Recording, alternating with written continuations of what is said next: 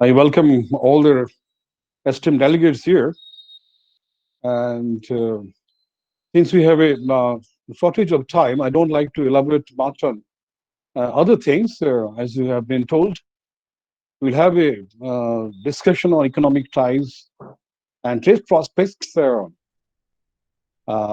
in in this region, that is India with its eastern neighbors. And we are essentially interested about the trade prospects.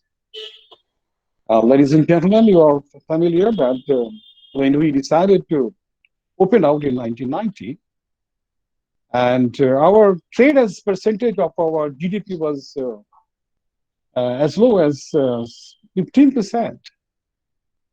And as we, that looked not only to the east, as we looked abroad, and trade as percentage of our GDP shot up to 56% somewhere in 2012 or 2013. Again, it dropped, that today it is around 40%. But, that we realize that trade is very important by 1990 liberalization. And in this session, we would like to look into the Asian countries and how we have benefited from our trade and other similar linkages. And before I say something on it, I would like to invite our first presenter, Professor Dr. Debashish Chakraborty and Sakshi Agarwal, both from Indian Institute of Foreign Trade. And as I understand, the rule is that the first presenter will present, and second presenter may probably defend. And you have time for 10 minutes, and I'll give you a alarm somewhere around 8 minutes, so that you understand that you have to finish within next 2 minutes. I don't like to waste your time. I now request Professor Dr. Debashish Chakraborty to make his presentation. Over to you, Dr. Chakraborty. Thank you very much, sir. I would like to begin by first congratulating the IAAPS Secretariat for holding such a nice conference and being undeterred by the challenge of COVID-19. So, we are going to discuss about the Indian Act East policy, the implication for the country, and the future expectations. Very briefly, noting the past engagement of India with the Southeast Asia from 1992, in the post-economic reform period, the engagements deepened, and from 92 onwards, after launch of the Look East policy, ASEAN became a natural partner along with South Korea, Japan, Singapore, and all other economies. Idea was the East was considered as a source of FDI and technology in the country on one hand, and a potential export destination on the other. So the economic undercurrents played a key role in determining how the country is going to integrate with the East. Now, in 1992, when India became sectoral dialogue partner of ASEAN, it covered trade, tourism, investment, science, and technology, all the aspects primarily coming from this understanding.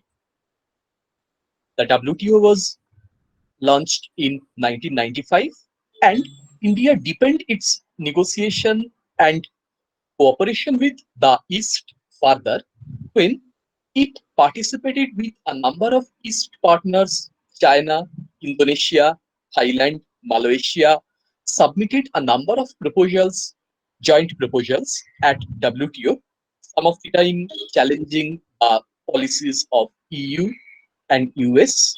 Some of the time, of course, the country had economic differences with others at WTO, for instance, with China, primarily on the subject of manufacturing tariff reform. So, what we found from 95 to 2002-3, when India challenged the global order with the East partners, that cumulative effect got factored in a national common minimum program that was penned in 2004, and It read India actively sought to engage with regional economic groupings such as ASEAN, Mekong Ganga Cooperation, BIMSTEC, and a couple of other East entities were specifically mentioned. From the National Common Minimum Program time, you can say the second phase of India's engagement with the East started, one level up from the Look East policy. However, the country also were aware of the competitiveness challenges. We can read that from the Foreign Trade Policy 2004-9 that was launched in that particular year only. It clearly read the goal, one of the major goal of the foreign trade policy is to avoid inverted duty structure and ensuring that our domestic sectors are not disadvantaged in the free trade agreements slash regional trade agreements slash preferential trade agreements that we enter into in order to enhance our exports. So as we can see, from 2004, there were two opposing but equally strong forces, currents that were there in the policy making, in the mindset of the policymakers. One, engagement with East must go up, and second, India perhaps is at a weak economic footing vis-a-vis primarily China and several other East economies. And what we found that all the policies were geared to manage these two conflicting objectives. So, as we have found, from 2005 onwards, the India-Singapore SECA came into existence. India-ASEAN FTA came in 2010, followed by India-South Korea SEPA 2010, India-Japan SEPA in 2011, and India-Malaysia SECA, the Economic Engagement Agreement in 2011. And finally, in 2011-12 onwards, the discussion started, but in 2013, India joined a Regional Comprehensive Economic Partnership, the RCEP negotiation, involving ASEAN and its bilateral FTA partners. And then in 2014, RCEP negotiation was launched in 2013. In 2014, yet another change we witnessed. The Act East policy came into existence. And in the same year, we found the Make in India initiative was launched by the government. So we all know the outcome that in 2019, November, India decided to move out of the RCEP negotiation after spending 6 years of negotiating capital and lots of engagement in India and in the Southeast Asian countries. And in 2020 May, we finally moved with the Atmanirbhar Bharat Abhiyan. So I will very briefly try to address what might be in store for the country and what is shaping the current engagement of the country, that after enhancing participation in the East, why from 2019 onwards we were forced to withdraw. So to very quickly look into the drivers that enabled India to engage with ASEAN, we can say already we mentioned about our expectation from the technologically superior partners, including Japan, Singapore, and South Korea. Technology perspective had been one of the very major under driver.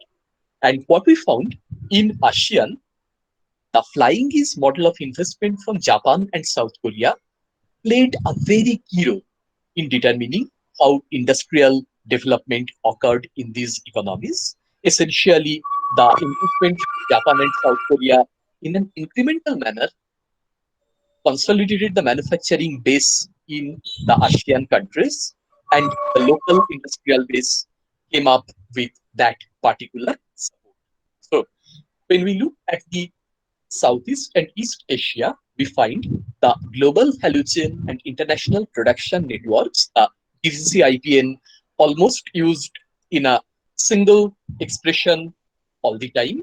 We found the economic development in ASEAN followed because the countries were not bound to develop the complete products or value chain within their territories. They rather focused on one particular area of the country. Say, if we think of automobile production network, a country could focus on the engine or body parts or the tire industry. and final assembly can take place in any country. Now, RCEP was considered to be one ultimate GCC IPN deepening, where from Australia to India, a very wide segment of economic development covering countries from various level of economic development can participate and can actually further deepen the value addition. Really speaking, Vietnam and several other countries where the labor cost is relatively lower might come up as the assembly location, and various other relatively higher value added part of the production can take place in the relatively high cost economies. So India joining in this value chain would have been extremely favored by South Korean and Japanese firms, who otherwise prefer to have greater participation from India in the value chain. Now, if we look into the economic fundamentals, in our paper, we tried to look into a number of tables summarizing the data points. What we find, India unfortunately started suffering from trade deficit against the ASEAN partners, Japan, and predominantly China from 2011-12 onwards. Why negative performance? Because if we look into the literature during 2003, 4, 5, 6 period, when various simulation and indices based studies tried to understand the development advantage India might be enjoying, they all projected huge gains.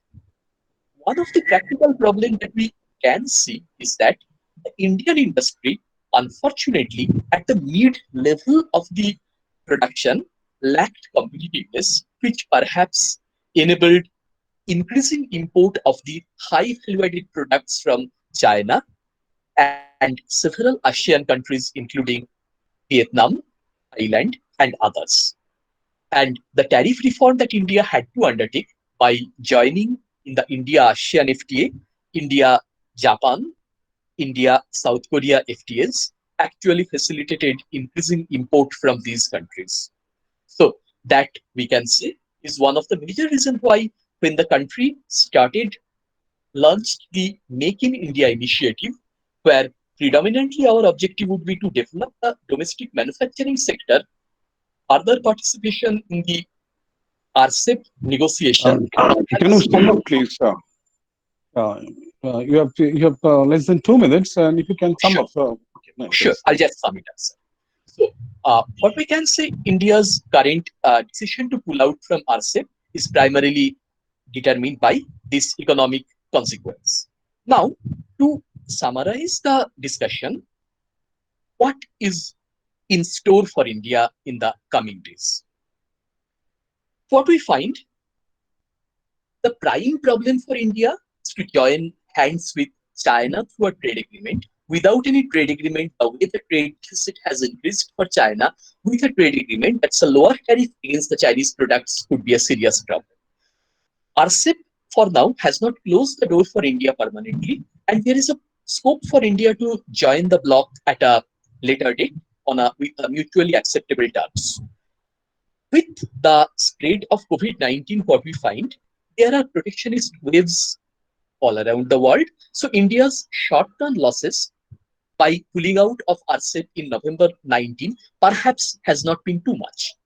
Now the Atmanirbhar Bharat Abhiyan, which intend to consolidate the manufacturing base, if that can deliver the outcome in the next 2 3 years time, perhaps it will be possible for India to indeed go back to RCEP and in its own turn able the country to demand access in these countries.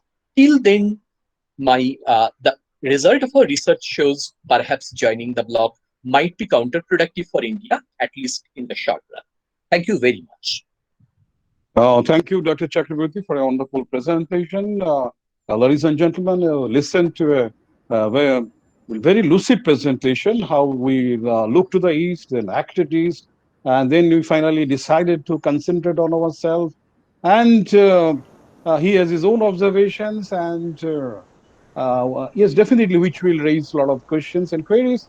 But we will have questions at the end of all the presentations. I hope this is agreeable. And so we will have questions at the end of the all the presentations.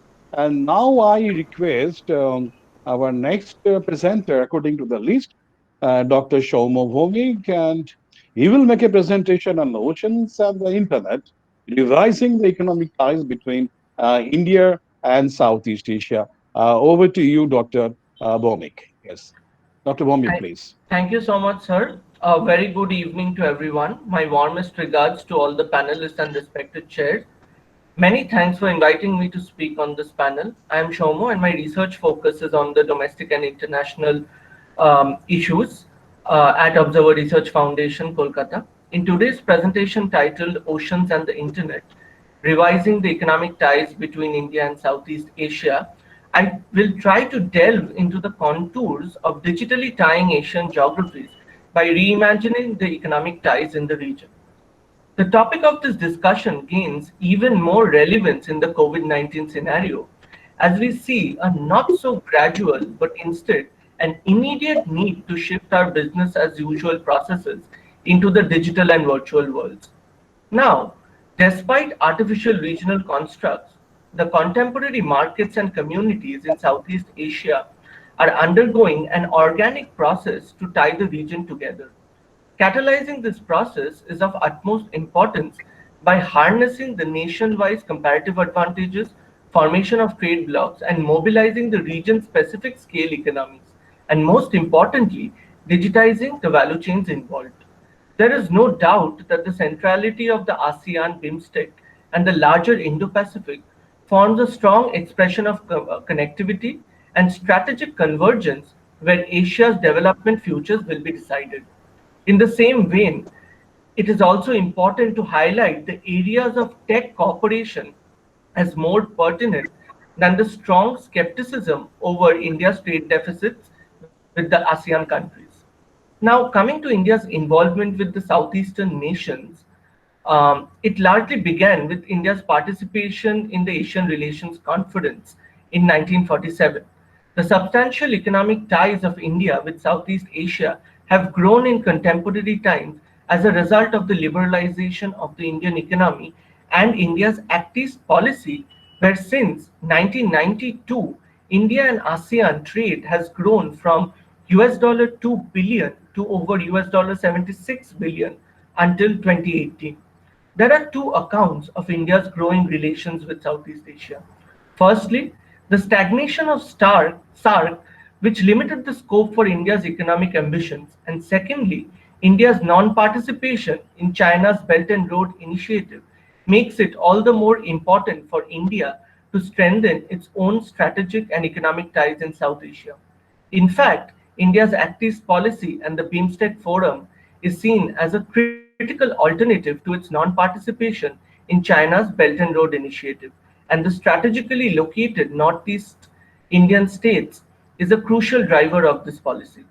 With the efforts over digitization of the economy in both India and ASEAN through Digital India and Digital ASEAN respectively, the cooperations and negotiations at the summit levels have been encompassing technology increasingly. In terms of the India-ASEAN trade relations, the region with a combined population of 1.8 billion, representing about a quarter of the global population and a GDP of approximately $3.8 trillion, the ASEAN and India is one of the largest economic and trading spaces in the world. ASEAN is already India's fourth largest trading partner and remains central to New Delhi's Act East policy. However, India's trade with ASEAN is low in comparison with the other major global players such as China, US, and Japan. The free trade agreements between India and ASEAN in 2009 was a success. However, India's trade with the ASEAN drew much criticism due to its burgeoning trade deficits with the ASEAN countries post these FTAs, as was mentioned in the previous presentation as well. Non-tariff barriers and connectivity are also the two major reasons for the suboptimal utilization of trade potential as well as investment flows between India and ASEAN. Digitization of trade and connectivity is seen as the way forward to ameliorate these barriers and operationalize strong ties in the region. The country should focus on technological upscaling in order to incorporate an enabling framework for the digital economy that could lead to four aspects. Number one, provides the cross-country businesses to participate in the regional and global value chains.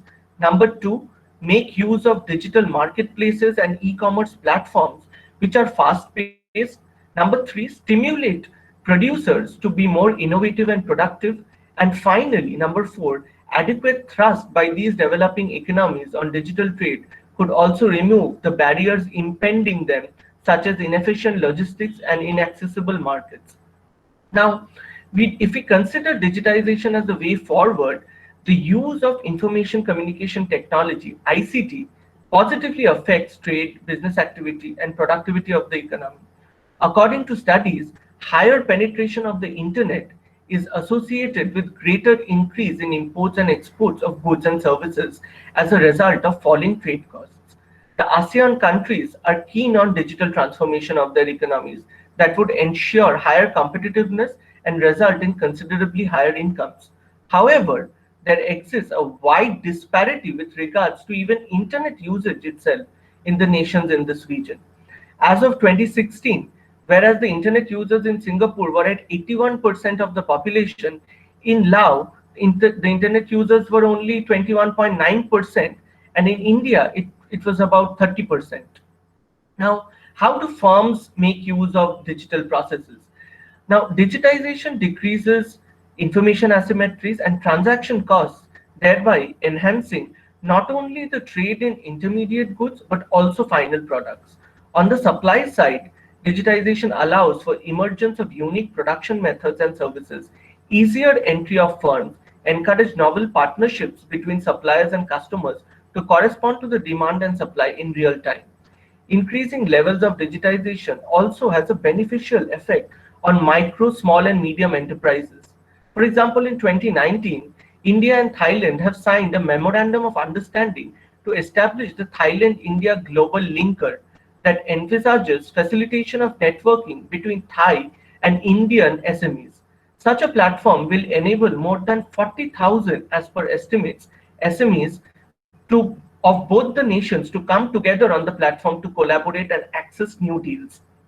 Now, emerging digital technologies enable firms to improve logistics as well as provide cost savings in the maritime trade. The Internet of Things, big data analytics, artificial intelligence, and blockchain, which is very important in these days, significantly improve the productivity of firms, management of risk, interaction with customers, and cross-border remittance payments. These become even more relevant in the post-COVID economic reconstruction processes as well. The ASEAN and India have immense scope to expand their manufacturing capacity significantly with these emerging technologies and enhance the interconnectedness in the region. Now, coming to a few systems, I will not go into the major technicalities in the presentation, but for example, the single window system is the facility that allows trade parties to issue standardized information and documents with a single entry point to fulfill all import, export, and transit related requirements. This kind of technology is increasingly being adopted worldwide, and the ASEAN have also adopted the ASEAN single window system. Disruptive technologies in the ICT, additionally, are also closely linked with the expansion of e-commerce. Globally, e-commerce trade has been growing at a rapid pace, and not much to our surprise, the Indo-Pacific region is the fastest growing e-commerce market. The promotion of cross-border e-commerce between ASEAN countries and India is also closely linked to reduction in their poverty levels, which is an opportunity to escape middle-income traps in these countries. Now, coming to the last bit of my presentation, the launch of the ASEAN Economic Community, coupled with contemporary digitization efforts in the region, would also benefit many companies that tries to access the markets in these regions. In conclusion, it must also be noted that eliminating logistics and supply chain hurdles and addressing the reluctance of online payments and cybersecurity concerns would be crucial for both India and the Southeast Asian nations to draw the benefits of technology. Adequate thrust towards smart logistics and building the convergence of the online and offline ecosystems would go a long way to assure a firm and prosperous relationship between India and Southeast Asia. Thank you so much. Thank you, Dr. Shomo Bhomik. It's a very nice presentation. I must say that you have elaborated Indo-Asian trade and the role of ICT, that is information and communication technology. And India is trying to go in a big way for digitalization, and we have seen demonetization in the country. And one of the major reasons government says that we want to digitalize the economy. And now you see that you are talking about digitalization might create a bouncing back of the economic situation in the country, particularly because of the COVID and similar situations. Digitalization probably can help our economy to go further. Yes, thank you so much, Dr. Shomo Thank you. Bhomik. And now I would like to request my old friend, Dr. Professor Mahalaya Chattopadhyay, a very famous name in urban economics, and today she will be also talking about growth of new urban areas, urban towns in India's northeast, and probably feels that the new growth that we see in the ASEAN countries will have its impact on northeast India, and we have several land borders in Meghalaya and Manipur, and probably that we have a scope for further growth or urbanization in northeast. And Dr. Mahalaya, we are very much eagerly looking for your presentation. Over to you, Dr. Mahalaya. Thank you, Professor Dhorchok Prabhuti, for this generous introduction. And I'm also grateful to the organizers of this biennial conference for giving me the chance to talk here. The topic of my title of my paper is Act East Policy, Connectivity and Prospects of Urbanization in Northeast India. Now, as one understands, urbanization is a process which transforms rural to urban.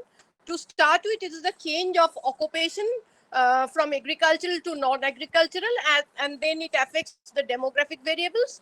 It is also a change of infrastructure and civic facilities. Urban implies a life away from nature, but urbanization can happen in two ways. It is a parallel to the economic development process from rural agriculture to industry service-based urban, or it may be the government may make some decision in initiative in constructing new urban areas and so on. So now India is a country large in size with high variation in natural and resources, topography, ethnicity, etc. So uh, given that the urbanization is also varying in the country, and a major part of it's not only because of natural variation and others, but also because of our colonial legacy. I'm not going into details of that, but just to add that in the pre-colonial era, uh, of course, the northeast area, India as we know now, was, of course, there were changes in the boundaries. The international boundaries were not the same as today, but there were towns and urban areas, but they were basically seats of power of different dynasties, different groups and others. The British entered the region in the last part of the 18th century, but ascended to power in 1838 when they dethroned the last Ahom king. The colonial rulers could easily find out the commercial viability of the resources in the region, the forest products, the minerals, finally tea. They developed the administrative hierarchy, village, subdivision, districts. Transport infrastructure was created, not only railways but also roads. The age-old river transportation system through the mighty Brahmaputra and distributaries were revived and connected to the ports of Calcutta and Chittagong. All these attempts to improve connectivity made movement of people and goods easier. But however, in the first census of of British period, 1871, there are only two towns in the region, Guwahati and Borpeta, with population more than 5,000. So the British designated some smaller settlements like Tejpur and as towns, and the number of towns at that time was 8. I'm not going into the details of the urbanization in the British period, but oil was discovered in the 19th century, and the drilling started in the first half of 20th century. So new industrial towns based on oil also came up, apart from tea towns and others to Digboy, Naharkatia, etc. So at the time of independence, or the first census after independence in 1951, there were a total 30 towns in the whole of Northeast India. Northeast India, Shillong was the capital of Assam from 1874, the status which it had for almost a century till 1972. 1972. And but everything changed when the country became independent. Again, I am not going into details of that, but what happened that this northeast part of the country was totally dissociated from the mainland because of the creation of East Pakistan and then Bangladesh. The only land route was through the chicken snake, and of course this affected the connectivity and urbanization. On the economic front, the underdeveloped agriculture had to provide livelihood to a major portion of the population. The 5-year plans starting from 1951 started to allocate industries to the region, but they were not different from the resource-based factories of the colonial period. New refineries came up in the region, pulp and paper factories were constructed, tea gardens multiplied under new industrial barons. Transportation became really difficult, old river fort declined, and the growth of railways was slow, and road transport for bulk carriage was difficult in the difficult terrain. So, but on the political front, the largest reorganization of the states was done in this area. The two princely states of Tripura and Manipur ceded with India, and within 1971, three other states, Nagaland, Mizoram, and Meghalaya, were created from Assam. The Northeast Frontier Agency was transformed into a full-fledged state, and these states were also subdivided into districts again and again, and so that urbanization and urban growth in the region may be seen as the product of this exercise rather than the result of a demographic and economic changes. So it can be seen that both the growth rate of towns and the rate of growth of urbanization was quite high in the Northeast as a whole. But even then, urbanization has not been able to change the landscape of the region. It is still considered the least urbanized region of the country. So again, but things again started to change after in the liberalization period. The number of towns multiplied, and the spurt in the number of towns in 2011, it was almost double in case of Assam and Tripura. It's the continuation of the same trend, and in case of the biggest state of the region, it is the continuation of the all India pattern, exodus from agriculture towards informal sector. It is also been noted that the distribution of urban population among the states also show a skewed pattern.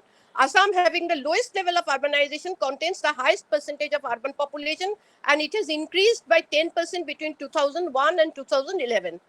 But the city size distribution in the Northeast taken together is favorable for urban growth and urbanization. Till now, except Assam, only the capital and are the cities. So there is enough scope for more urban growth, and there is enough small towns spread over the 6 states of Northeast for urban economic activities. The region is not still under the grip of mega urbanization. Apart from the topographical and other hindrances, there is no other problem in developing an urban hierarchy with network activities. Now I come to the Act East policy and what could be its effect on the urbanization of Northeast India.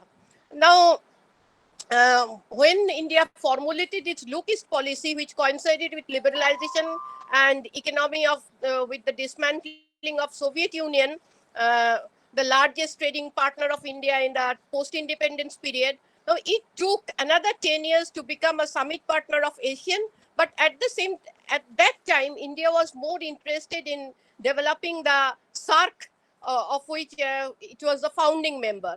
As the SAARC could not mature as per expectation, India started to look eastwards literally with small regional groups like BIMSTEC, BBIN, and BCIM. And all these 3 regional cooperation groups had to take into account the northeast of the country to succeed. So the change of guard in the central government in 2014, the look East policy was transformed into Act East policy, and special emphasis was given on the Northeast by reformulating subsection of the Act East Northeast. Now, the first and foremost important effect of Act's policy would be to release Northeast India from isolation. The opening up of different routes other than overused chicken, snake, and air connectivity would not only bring this part more close to the mainland, but also make it a gateway to countries of East and Southeast Asia.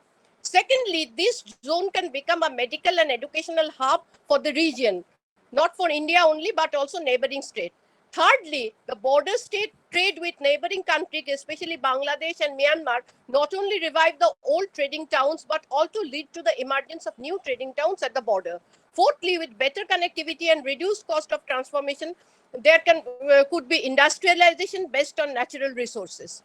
Now, let us see the impact of these four factors on urbanization. As we have already noted that the partition created an abnormal situation where the connectivity was the victim of the whole situation apart from others.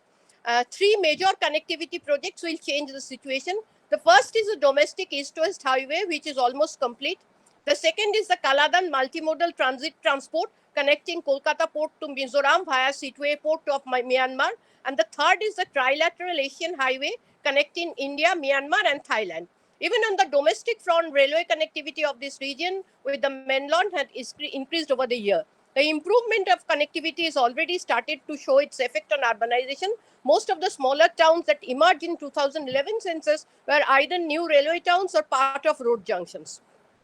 With improved connectivity and lesser restrictions on travel, Guwahati has already become a medical hub. Patients from Bhutan, Myanmar, and northwest part of Bangladesh regularly come to avail the medical facilities. Hospitals in Manipur are full with patients from Myanmar.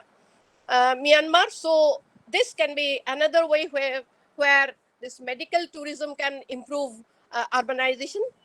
In the globalized world, trade is the main source of economic development, which the chairperson has already told, and the previous two papers also talked about. So the extensive border trade with border huts, the examples can be given in Dauki in Meghalaya and More in Manipur, that this border trading towns can develop as major urban centers. Last but not the least is the production network among the neighboring countries. It has already started with Bangladesh with respect to cement, horticulture, and processed food.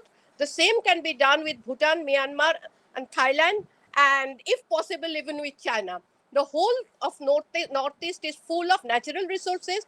Forest, agriculture, minerals can provide the raw materials for industrial base, and this could lead to the strongest foundation of urbanization based on industrialization rather than administrative decisions. So I end here and thank you once again. Thank you, Professor Mahalaya Chattopadhyay, for a wonderful presentation on urbanization in the Northeast Asian countries. You have spoken about the future potentials. Now we'd like to open the discussions to the House. Members of the House, members who are present, can ask questions. Already, I see that Professor Dr. Lipi Ghosh has posted several questions to the speakers. And if yes, if you can look to it, and also you can post your own questions. There is a question for Professor Dr. Devashish Chakraborty, and Professor Dr. Lipi Ghosh asks your observations about India's policy for leaving RCEFs, or rather, if you could elaborate your observation on India's policy on RCEFs. Yeah, over to Devashish, Professor Chakraborty. Thank you, madam, for asking the question. Here the idea is about RCEP. India is willing to go ahead with the ASEAN. We are part of the negotiation with Japan and South Korea as well. India is very much there. In RCEP, the prime problem, as I see for India, is the presence of China, where China is already enjoying trade surplus against India in a wide range of sectors. And As a part of another research, not this particular paper, I tried to look into the competitiveness mapping of India vis-a-vis China in the entire product space in the major manufacturing product segment. We find actually the competitiveness come simply because China initiated the economic reform process much beforehand. So that is a very important point. From 92 onwards, the Chinese firms entered in economic reform, whereas for India, it practically started from the period of 97, 98. So there is a 5, 6 years of head start that China enjoys in general manufacturing. If we look into the ASEAN market, the India-ASEAN FTA come in 2010, China-ASEAN FTA come in 2005. So in ASEAN market itself also, China enjoys a head start. And if we look again, compare the India-ASEAN trade balance and China-ASEAN trade balance, the difference becomes obvious given the sequential entry of the two players in the ASEAN market.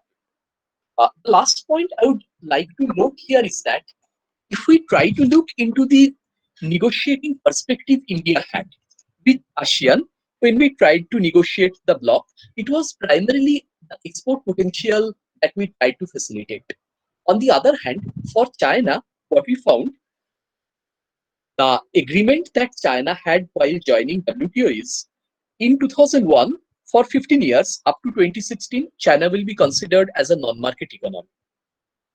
So 2016 onwards, it is supposed to be a non-market economy, but what we find, no major economy, EU, US, India, still recognize it as so. In 2020 July, a Chinese court has ruled that the petrochem sector of US is a non-market economy, which if we look into the absolute statement is laughable. But that's a very calculated escalation China is doing. Now, if we look at the Indian policy of anti-dumping imposed against China, it is only possible because China is a non-market economy. If China becomes a market economy, that will be very difficult for India to effectively establish the margin of dumping as well as computing the dumping duties, etc. So to answer your question, madam, joining RCEP without China is very easy for India. We actually would very much love doing that, but I don't think China is going to exit the bloc. So, my personal opinion is only when India can consolidate the manufacturing sector, the Atmanirbhar Bharat Abhiyan, Make in India, then only India will favorably consider this step. Right now, the practical problem, the way we see, a number of intermediate products as well as the final product we are importing from China. Now, post the Galwan Valley crisis, I hope India will not import many of the raw materials from China. Same goes true about the final product. In fact, in telecom care and certain other sector, we have already seen the government policies. On the whole, India will only take the call when competitiveness spread increases across sector in a uniform manner. Till date, joining RCEP will be a difficult call for the country. Thank you.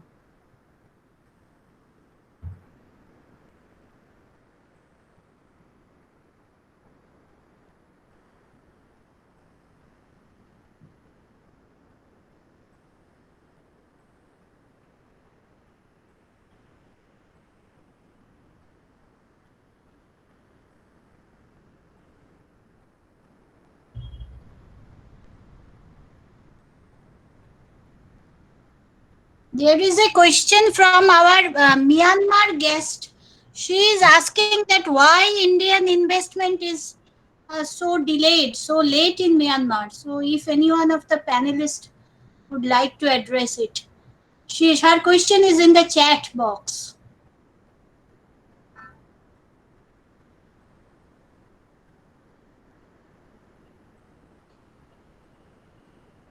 If I may, sir, uh, I think one practical problem for India, if we try to look into the outward investment from the country, we will see that a major outward investment has gone to African countries, for instance. The Exim Bank lines of credit, as well as Indian firms going there.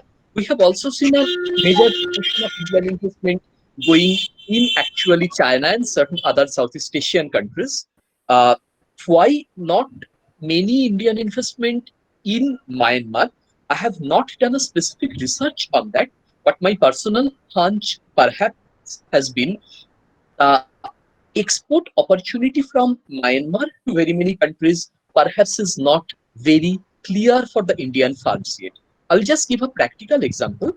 We have done very many studies in Northeast India as a part of various IFT project, the export opportunities. We have found like king chili grown in Northeast, it always goes to Bangladesh, where it is converted into chili sauce and others, and from Bangladesh exported to other countries because Bangladesh as an LDC gets a lower duty, gets the GSP and other benefits in other markets, whereas India gets the MFN duty, which is there for the developing countries.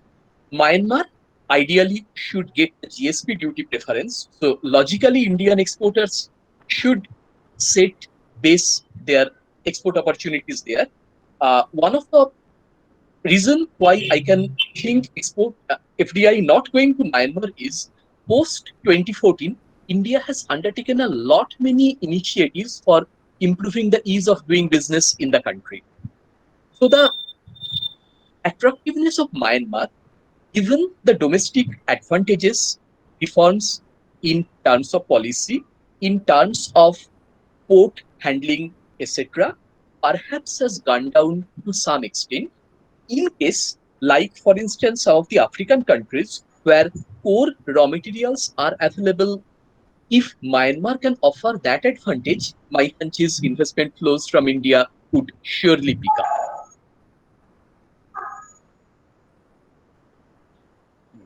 Right. The Thank next you. speaker, can you? Yes, thank you very much. And there is another question on the. If we can look to the question, there is a question from Dr. Lipi Ghosh to Shoma Vomik. What may be the policy of Malaysia about BRI and SEF, especially in post-COVID era? Is over to you, Shoma Vomik. Am I audible? Yes, you are. Yes, you are. Huh. Hi. Thank you so much for the question. For the RCEP part of it, like Professor Chakraborty mentioned, that we do need a revisionist approach in the next few years, and maybe think of mobilizing all aspects. I mean, different portions of the value chain instead of only the raw materials that could be involved as a part of the negotiation.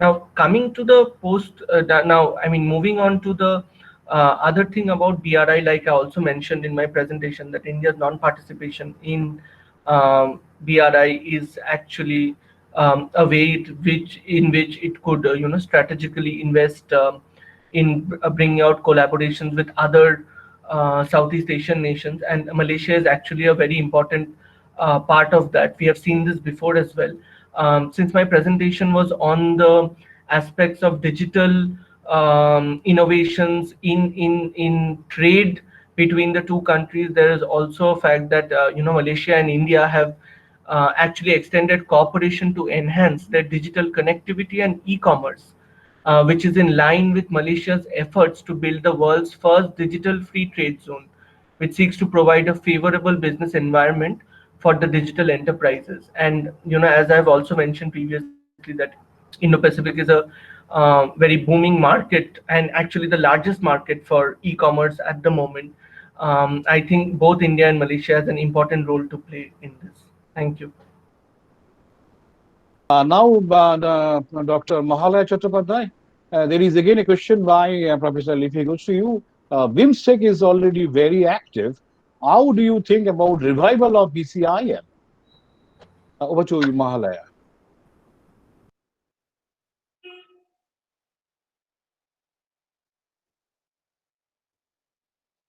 Is, uh, is, um, is Mahalaya listening?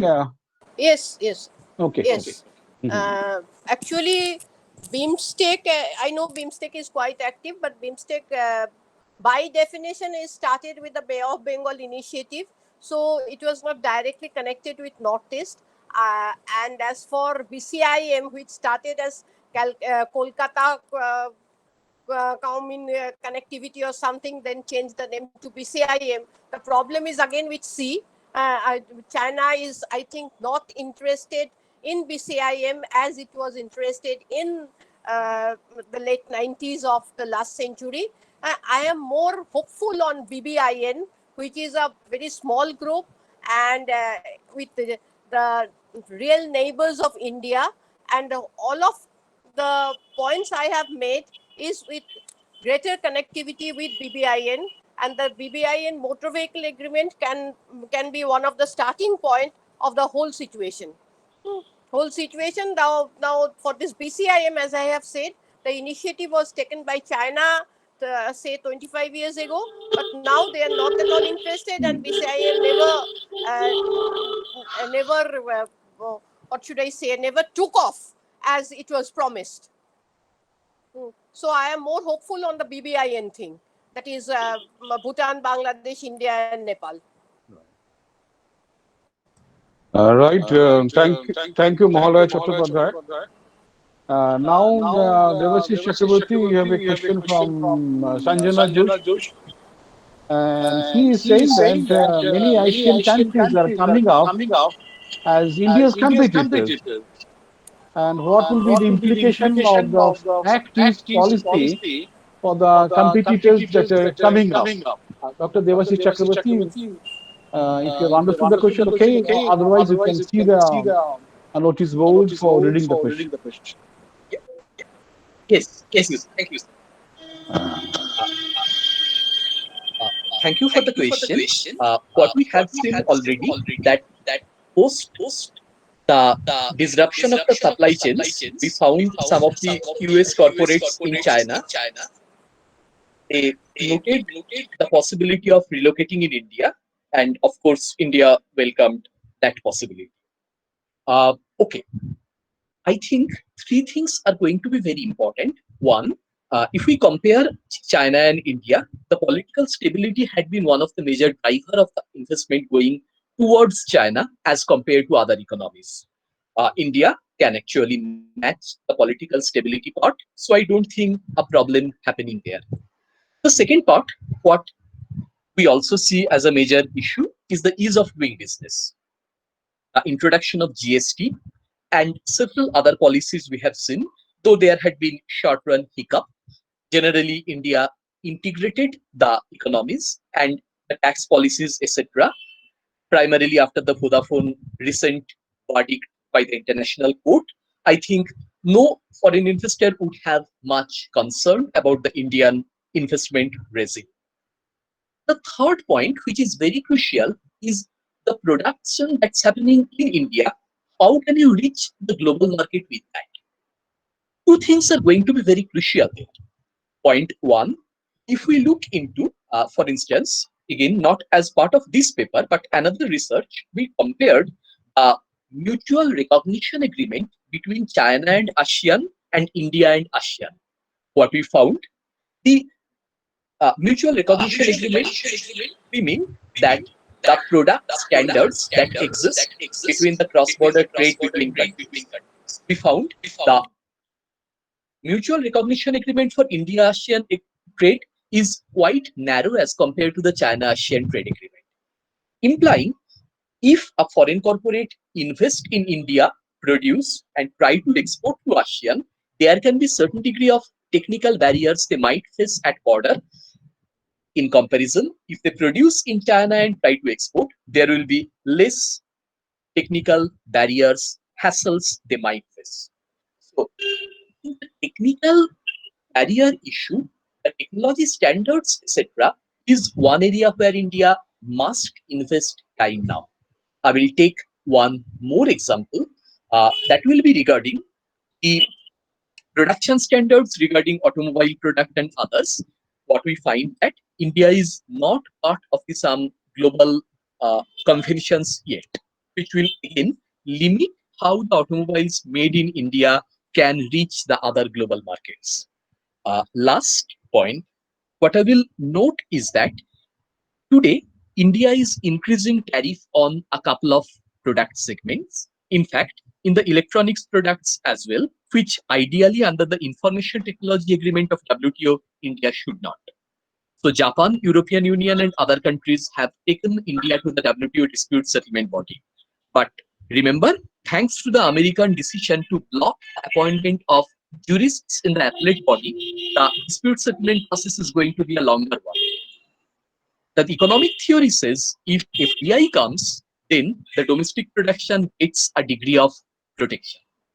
From that perspective, if foreign investors come to India, they are definitely going to get benefited if their target is the Indian domestic market. So definitely, yes, inward investment in India can increase, looking into the current Atmanirbhar Bharat Abhiyan led tariff increase policy. But if we plan foreign markets for exports, which the FDI-led production would try to cater to, then India must first look into standard harmonization with the major countries. Thank you. Thank you, Dr. Devashish. I can see one question put up by Professor Lithi Ghosh. She says that Professor Chandip Bashu Shabadikari, he has a question, and he says that it's Rohingya. I mean, the question is again to you probably that do you think that Rohingya problem is responsible for poor Indian investment in Myanmar? Is Rohingya is real an issue or the ease of doing business? As I understand, ease of doing business in Myanmar is 165 among 190 countries. You have emphasis on ease of doing business, but is Rohingya is also a problem? This is the question raised by Professor Sarvadhikari. Dr. Devashish Chakraborty, please. Uh, I will apologize, sir, because of course I'm aware of the Rohingya issue, but I'm not an expert of that. So I'm not really sure whether that is one of the major driver between the country's decision not to invest in the country for that matter. But about what I said earlier regarding the domestic production and the availability of input, in my opinion, that is definitely one of the drivers. But for this question, I think I am not competent enough to respond. Okay. Thank you very much. Now, I see one more question by Mihir Bhosle. This question is to Dr. Bhomik. Mihir Bhosle says that India is, that having relations, trading relations in Asian countries. These are CLMV countries, which are very poor in the ICT technology. And if our trade relations are with poor ICT countries, how do you expect that we can have a better ICT relationship? And you say that you want to promote the digitalization of trade and other linkages between these countries, but we are linked up with only countries which has poor linkages. Yes, please, Dr. Shomo Bhomik. Yes. Thank you so much for the question, Mr. Bhosle. Like I've also mentioned that, this region in general, it's not only India, but the region in general has lower, ICT sophistication as compared to the West. But, that is also why there's a call for sub-regionalism. I mean, since knowledge cannot be created in silos, and when we talk about economic convergence, you have to create complex products that include a high technology quotient, and these cannot be done by one country. And so if one country has a lack of ICT sophistication, that is where collaboration comes to play, and which is why the whole region, and there has been bilateral and multilateral efforts to enhance the ICT sophistication. Yeah, I mean, look at BIMSTEC, for example. The technology transfer facility in Sri Lanka is again, one of the benchmark ways in which the BIMSTEC countries can benefit in upgrading technology and digital processes. So even as of now, I mean, if I mean the ICT sophistication may not be at mark, but this is a form of knowledge transfer which is going to happen over a period of time, and this which is why we need a stronger call for sub-regionalism with the Southeast Asian nations. Thank you. Yeah, Dr. Bhomik, he includes V, that means Vietnam. But do you think Vietnam has poor ICT? I think that Vietnam is considered as a one of the information technology capital, isn't it? Absolutely, I agree with you. Vietnam has not only is it it is much better ICT. I mean, in the post-COVID era, when you see a lot of firms moving Yes, yes, out of China and they are actually moving to Vietnam, not only because of the labor and capital cost, but also because of the technology. So yes, historically, they might have been, but I yes. think we should also check on recent developments. Yes, very true. I fully agree. Yes, I don't see any further questions on the notice board. And if you assign, you can raise your hand and ask questions. But already know that we have spent 17 minutes more. I don't know whether Professor Lipi Ghosh. Okay, I can see some hand being raised. Yes, Professor Mahalanobis. Dr. Shurojit Mahalanobis, please. Please unmute yourself. Please unmute. Dr. Maulanabis, please unmute yourself first.